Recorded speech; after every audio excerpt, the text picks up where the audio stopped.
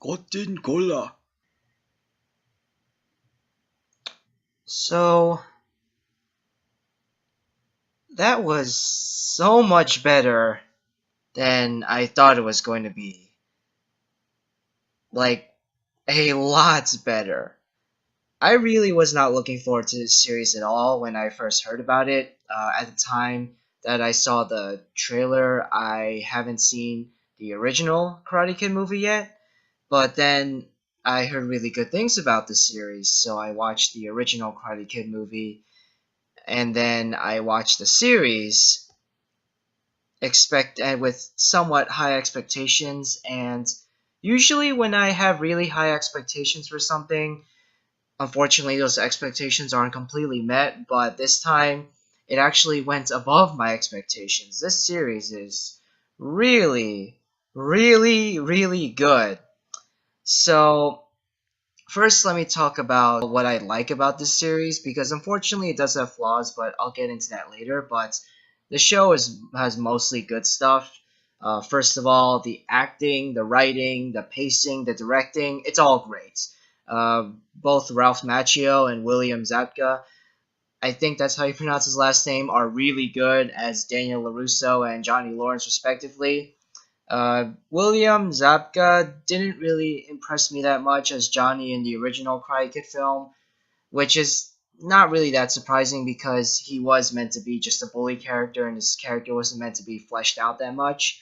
But his character is really fleshed out and surprisingly relatable in the series. He really shines as a broken, beat down Johnny 34 years after losing the tournament to Daniel. Something that the show does really well that I wasn't expecting it to do is that it incorporates footage from the original Karate Kid movies, both the first and the second, as well as have legitimately cool callbacks to the original film series. Also, the almost exclusively 80s soundtrack was really good as well, and the jokes in this series surprisingly work. There are some really, really funny moments in this series. There's also quite a bit of generational humor and tropes at work. For example, when Johnny Lawrence, who's used to this very kind of being the kind of 80s tough guy and not that gender sensitive, when he's teaching these kids who are very gender sensitive, there is quite a bit of funny moments and also kind of social commentary that arises from that, and it's really, really interesting and funny. Something else that this series did surprisingly well is that it kind of reverses the roles of Daniel and Johnny. So in the original film, Daniel was the victim and Johnny was the bully. But in this new series, Johnny is sort of not the victim, but he's kind of an anti-hero and definitely the protagonist. And at times, Daniel is an antagonist, and it gets really interesting.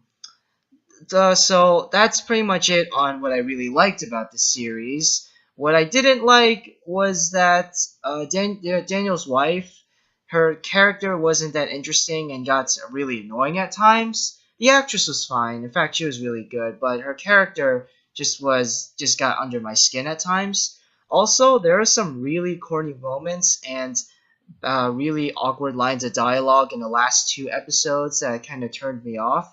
But overall, this is a really, really good series. Like, really, really good. I'm going to give Cobra Kai Season 1 a 9 out of 10.